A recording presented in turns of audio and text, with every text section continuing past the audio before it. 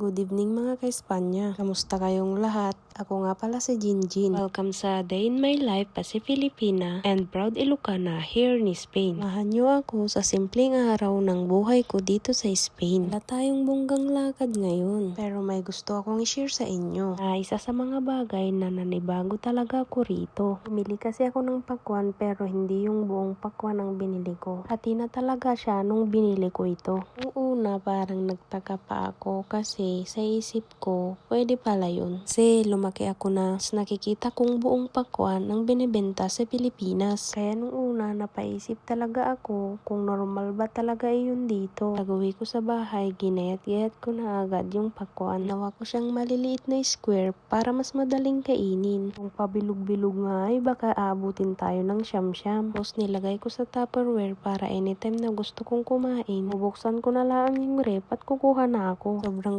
convenient pala. Hindi mo na kailangang maglabas ng kutsilyo at chopping board na gusto mong kumain ng prutas. Habang ginagawa ko iyon, naisip ko tuloy yung mga pagkakaiba ng buhay dito sa Spain at sa Pilipinas. Minsan kasi yung mga maliliit na bagay ang talagang nagpaparamdam sa'yo na nasa ibang bansa ka. Hindi naman siya malaking bagay. Pakwan lang naman. Pero nakakatawa isipin na may mga bagay na normal dito na hindi mo nakikita nung nasa Pilipinas ka pa. Isa pa, napansin ko rin dito na parang mas practical sila sa ibang bagay. Kung maliit lang ang pamilya o mag-isa ka lang sa bahay, hindi mo na kailangang bumili ng sobrang laki. Hindi kang bumili ng sapat lang para sa kailangan mo. Nakakatipid din minsan kasi hindi nasisira yung pagkain. Naalala ko tuloy nung nasa Pilipinas pa ako. Bibili ng pakwan, kadalasang buong pakwan talaga. Tapos minsan kailangan mong buhating pauwi. Kahit mabigat, pag malaki ang pamilya, okay lang kasi nauubos agad. Pero kung kakaunti lang kayo, minsan umabot pa ng ilang araw bago ito maubos. Ito naman, pwede kang bumili ng kaunting bahagi, kaya sakto lang. Minsan naisip ko rin kung gaano karaming bagay natututunan ko mula nung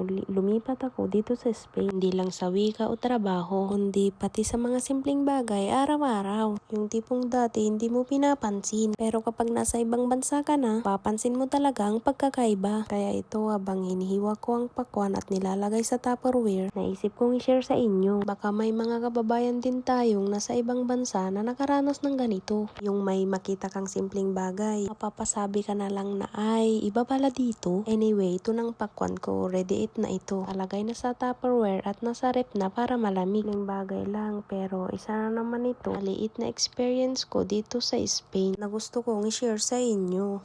Hanggang sa susunod na kwentuhan. Bye!